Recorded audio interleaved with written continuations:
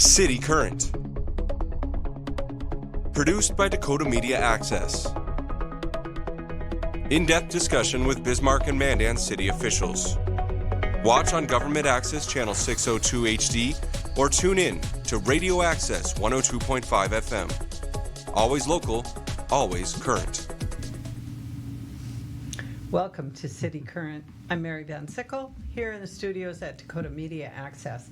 It's a Mandan edition of City Current, so Jim Neubauer, City Administrator for the City of Mandan, is with us. Good morning, Mary. Always happy to be here. Yeah, we had a little break. Right. One of those months where we have 5 weeks, so we have a break in City Commission meetings. Correct. Which means we have a break. That's right. So we went, I think, 3 weeks between our last meeting, so Yeah. we're back into the every other week schedule for a little bit. Catching up. Yes. So, but not a heavy meeting. Well, there was a lot of good discussion last night, but not a lengthy meeting, so shall we say. Right. A good public hearing on Memorial Highway kind of dominated the discussions last night. So Let's jump right into it. Absolutely. That is the bulk of what we want to talk about, and it was a public hearing. And I have to say at the onset, it was a really great public hearing. I mean, all of the individuals that came to most of the individuals that came to the podium were very reasonable and very clear on what they objected to. Correct. You know,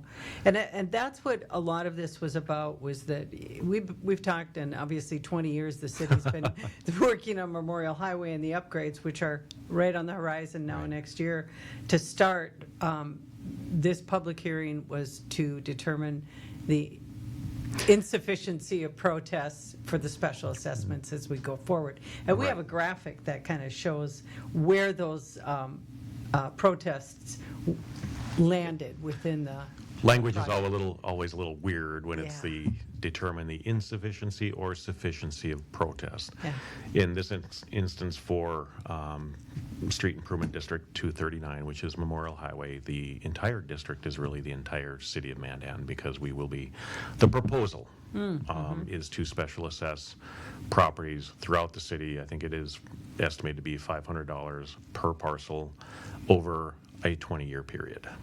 Some people get that mixed up and say, well, $500 a year? No, it's $500 over 20 years, outside of what we call our Tier 1 and Tier 2 properties, which are Tier 1s are property that is adjacent to the improvement being made on Memorial Highway, and Tier 2 would be, okay, you're like a lot back. You don't have direct access to Memorial Highway, but you're really close to the corridor. And does our map indicate Tier 1 and Tier 2 then? The map that we're looking at right now includes the kind of the green shade is the Tier 1 and Tier 2 areas. Okay. The pink would be the properties that were protested. And so when the protest period started in October, you have a 30-day period in which to file a protest to the special assessment, which at times is no more than you can send us a letter or drop something off that says, I protest Street 239. Right, and that's enough. And that's enough. Yeah, you don't even have to give a reason. Right. And so we compiled those. The protest period ended on Monday, on November 4th at 4:30 p.m. And so we compiled those, and again, the properties that you see on the map in pink are those. I think there were 32 properties in total of Tier 1 and Tier 2. I think we have roughly 300 to 400 properties in the Tier 1 and Tier 2 district area. You mentioned the 30-day notice. Right. And that seemed to come up with some of the individuals that were protesting, that they really didn't feel like they had a sufficient amount of time to react to this. I guess I would say there's been public meetings on this with, and especially for those businesses along the Memorial Highway for many years. You've been talking about this, but they got a letter. The 30 days was the publication notice has to be done. Correct. And by state law, and you create the special assessment district. So we created that in October, and then we published that district in the Mandan News, which is the official newspaper of Mandan and Morton County. You publish that notice, and that kind of starts your 30-day time window. Right. And so from that publication date through November 4th was the 30-day window in which you could file a protest. Sure. So we do, as many cities do across the state, we will send out a courtesy letter And that was the letter that folks said, well, we only had 3 days or we only had 5 days to kind of review this and Right. determine if we wanted to protest or not.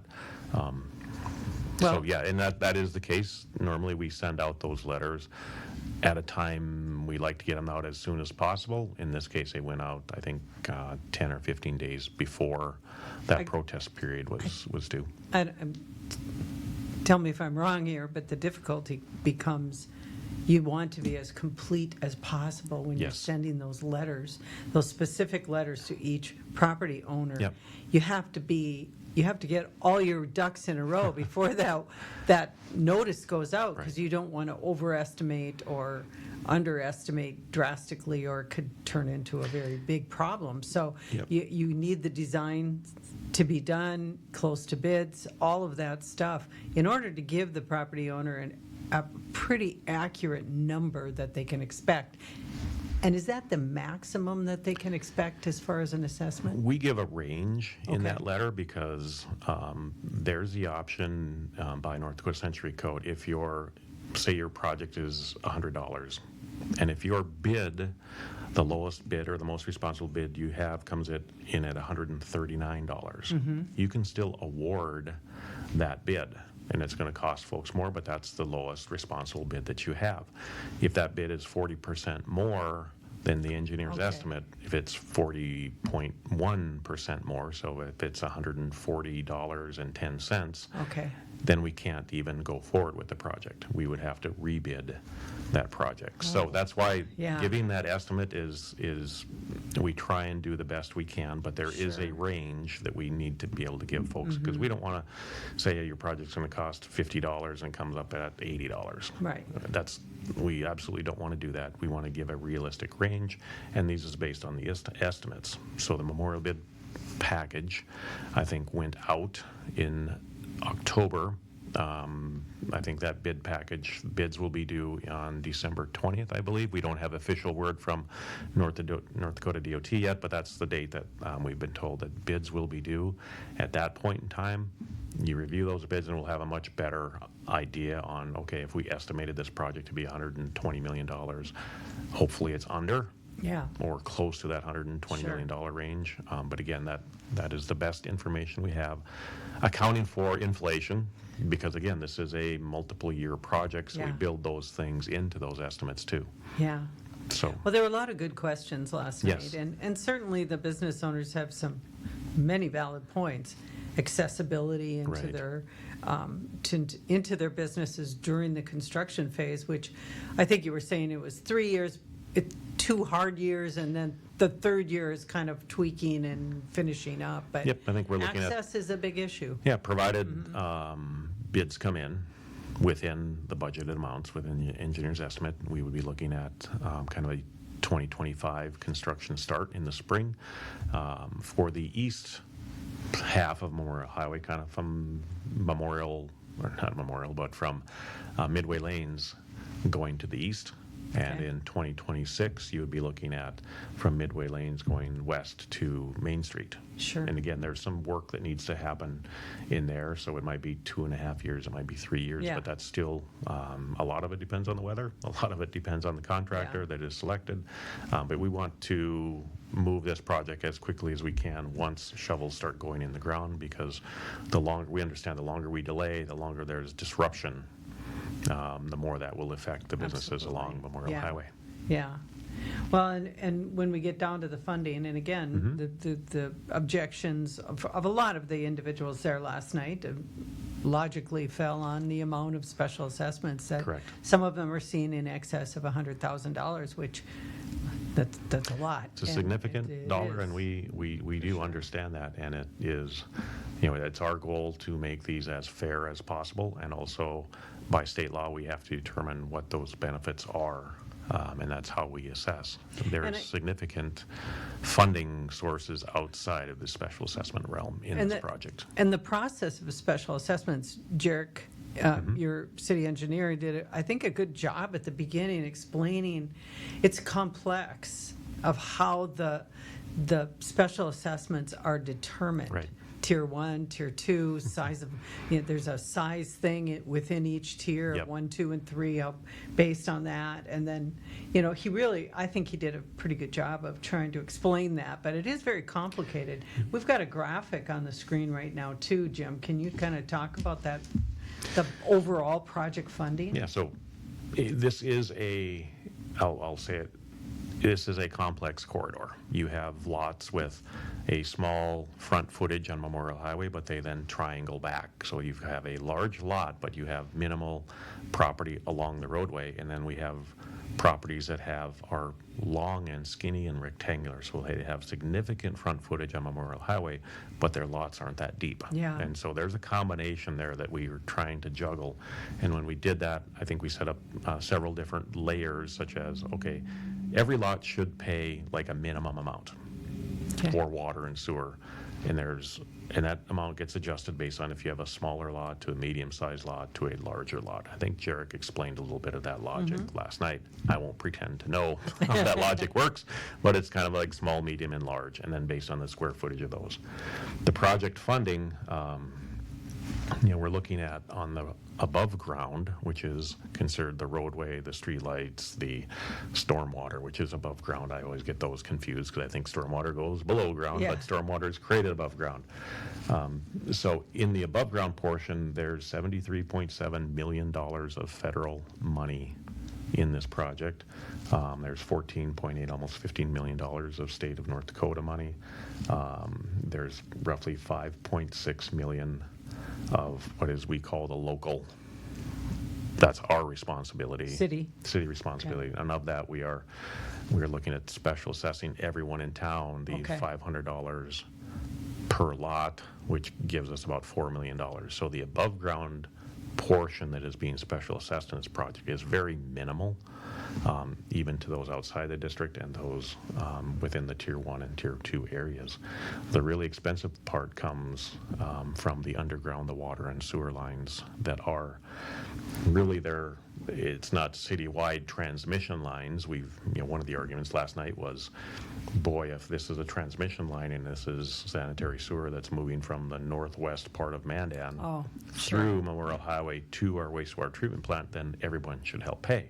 Understand, that makes sense. But these lines are really local lines that are the waste that's generated within that district is localized, and the lines that are being replaced are not transmitting sewage from Rough Rider Estates down to our wastewater plant. So there are we've committed ARPA money, which is American Rescue Plan Act. Back in the COVID days, cities received some ARPA money. We've got $3 million of ARPA money.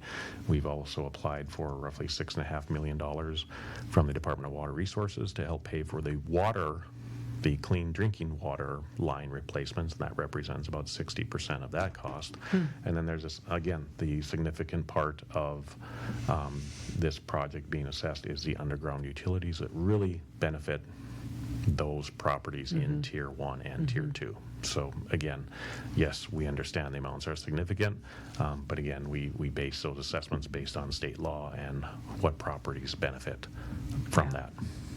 So again, big point there is significant federal, state, and other ARPA money that are being put in this project, but we also understand there's a large amount being special assessed too. Yeah. We have another graphic on the screen that talks about some of the components here, or the whole purpose of this, but I think really probably the most important is this sewer and water system, and the roadway itself. The roadway is the driver of this, Right. because the roadway, the driving surface is really end of life on all the mill and overlays that have been done over the years are just there's just nothing left we can do, and with the state of North Dakota to fix what's there. So it's kind of like, all right, we need to start over. The roadway we're adding a walking trail or multi-use trail Sure. on the south side for most of the project, up to, I think, the intersection of 40th, and then it moves over to the north side of Memorial Highway. And again, people will, one of the comments last night is we don't need this to be beautiful and everything else like that. And we have minimized what we call truly Sure. the beautification Yeah. efforts in there, but there are some things that we have to do in order to receive the federal funds. Multi-use path is one of those. Oh, yeah. And we you- see a lot of people walking on Memorial Yeah, you Highway do. now, which is pretty not, scary. Not safe, right, exactly. And this is all about safety and, Yep. and traffic flow and whatnot. And there's no doubt it'll be painful during the It will be. process. But it's, last night we heard a number of people say, this really isn't benefiting me, but, I think that's a bit of a reach. It's Yeah, we my think- opinion. It's, you got a road that's Yeah. deteriorating out in front of your business or your home. Eventually, you're not going to get the traffic because it's not a safe passage. Right. So, I mean, it's, The improvements on the corridor will definitely have a positive impact on, we're going to curb and gutter and get the stormwater off of folks' property, get it into a proper stormwater system to carry it away from, whether it's a parking lot or we've got open drainage ditches now that are really, it's time. And I think we all realize that. Will it be, is it going to be a burden? Absolutely. Are we going to do our best and work with Federal Highway and State of North Dakota and the engineers to make things as transparent and making sure that, hey, when we switch lanes, there will be one east lane open, one west lane open, and a middle turn lane open at all times. Access to businesses is going to be open at all times. We are, there's kind of a piece of this project that would call for a project coordinator to be like a public face. So a person to call if you have questions. right. They and talked about that's- communication will be in place. We have something up on the screen here too with some frequently asked questions, but also a QR code. So if we can just leave that up, continue to leave that up for a little bit. If people want additional project information, you can use this QR code to get there, but it's also on the city's website. Right. You will have access, it's already in place with all this information. And I think probably one of the most important things on this screen right now, it says if you would like a breakdown of your special assessments, contact the engineering department. Correct. And Jarek said that a number of times. The mayor said it. We're available. There's a lot of questions as this thing is going to start. It's huge. It's I mean, it is a big corridor, and it's been talked about for a long time. Well, I think it's one of the most Yeah. significant projects that Federal Highway and DOT have had.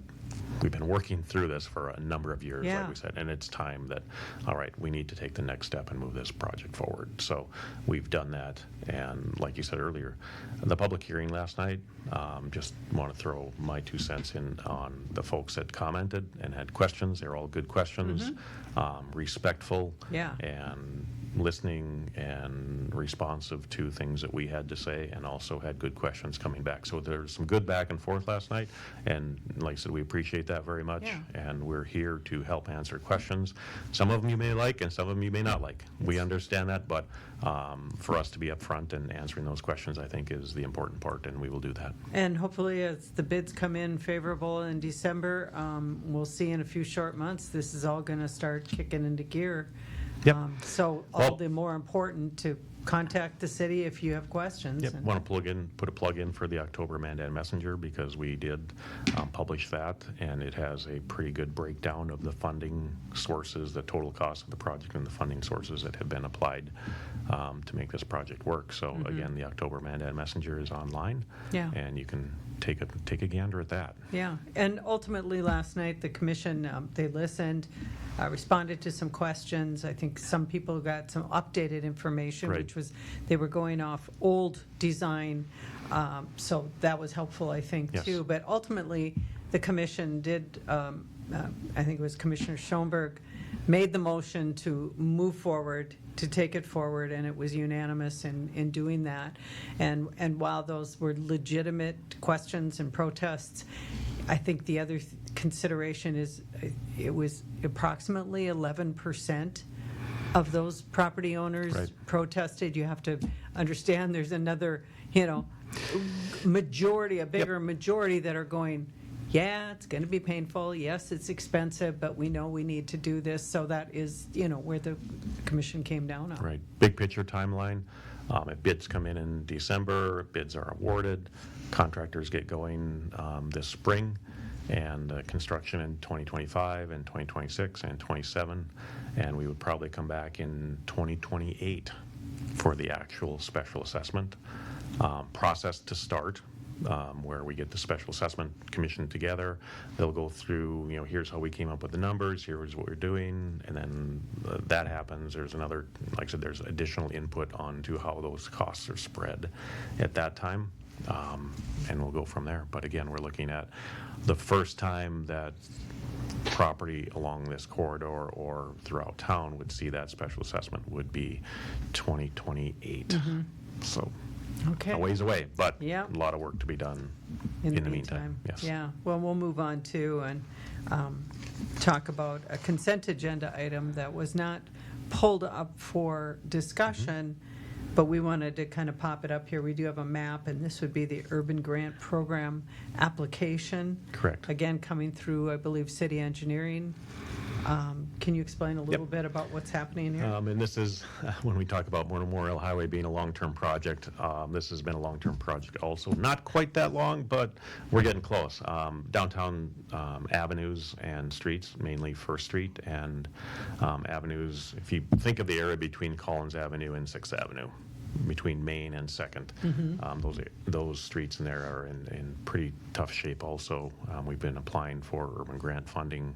This is another piece of that puzzle to make another application for the easterly half of this project. When we first started, we put the project all in one big lump, kind of a $12 million deal. We were awarded $2.5 million. We had to turn that money back because that still just didn't make it feasible to do the project. So we broke it up into 3 different phases, and we've been funded for phase 1. And looking at, again, we've applied for phase 2, and now we'll be applying for funds for phase 3. Okay. All right, well, good luck. long term. When do you find out about this? Not quite sure. Okay. I don't want to put a promise out there and then have it be shot out For of the sure, water. yeah. But again, we realize these streets in that area are in need of repair, and this is a way to help provide some funding assistance to get us there. It's really part of Memorial Highway anyway, isn't it? It is. Just one big it's- street. Yep, and then Main Street has been done.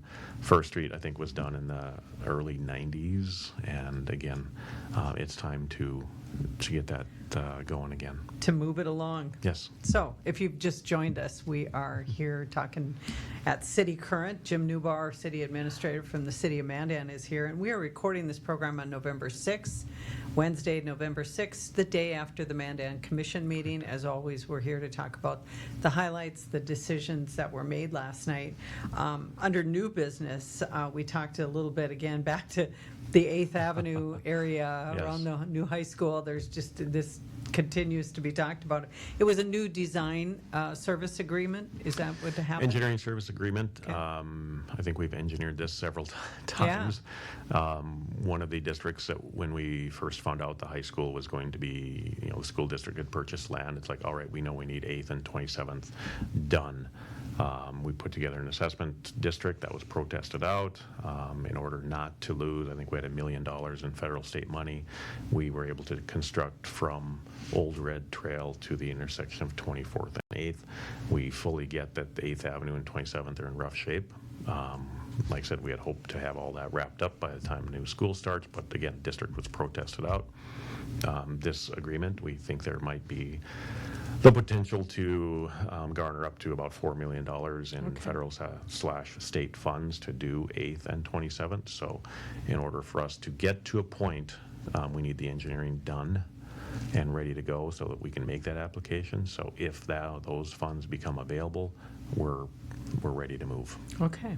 So again, we understand the roads up there are in pretty tough shape, and we're doing everything we can to move projects along. And this to get it moved done. forward last night Yes. with the commission as well. So Yes. that kind of wraps up the meeting. Again, Yeah. the bulk of the meeting was talking about Memorial Highway. Correct. It's not like they haven't talked about this at other meetings, but We've had a few years on Memorial Highway, right? yeah, for sure. And I just wanted to ask you a question. Are you still looking for volunteers for some of your boards and commissions? I believe that application period was over on October 31st. Okay. We are in the process of compiling.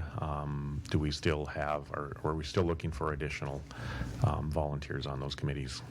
Possibly then. Yeah, we'll come Okay. out with that in a couple of weeks and Okay. let folks know that now the process is, okay, we've got 18 different committees. I might have an opening here, opening there. Yeah. Some people put in, we'd be willing to serve on 2 or 3 committees. So it's a matter of managing Oh, to sure. move through all those things as the next couple of months go. Absolutely. And you mentioned Mandan Messenger earlier, and Right. this November issue of the Mandan Messenger is already out as well.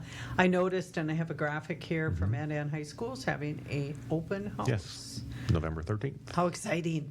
That's a pretty impressive building. I haven't been on inside. I'll probably try and get over there, but I this saw is a big deal. Dr. Betts had a picture Yeah. of the competition gymnasium floor he was showing me Oh, on Monday night. It okay. looks pretty cool. So Yeah. they're still wrapping things up, and I don't know if the auditorium will be fully complete until after the first of the year, but Yeah. they're making progress. So that's Wednesday, November 13th. Yes. From 4 to 6 p.m., ribbon cutting and tours of the building. If you Right. haven't been in Mandan High School, be a fun time to go over there. So that's great. Yeah.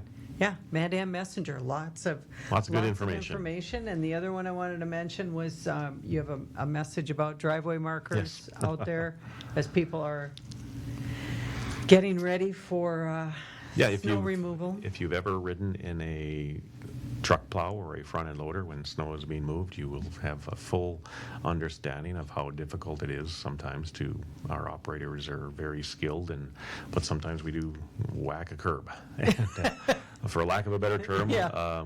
that happens. Yeah. And like you said, it is, if you put the flag markers out, it helps our operators Yeah. know where the I've never seen that curbs are, notice things before. like that. So Yeah, again, that's it's a good thing. And like I said, if you've ever driven in a truck plow in the wintertime or a front end loader trying to move snow, it's not an easy job, and our folks do the best that we can. Yeah.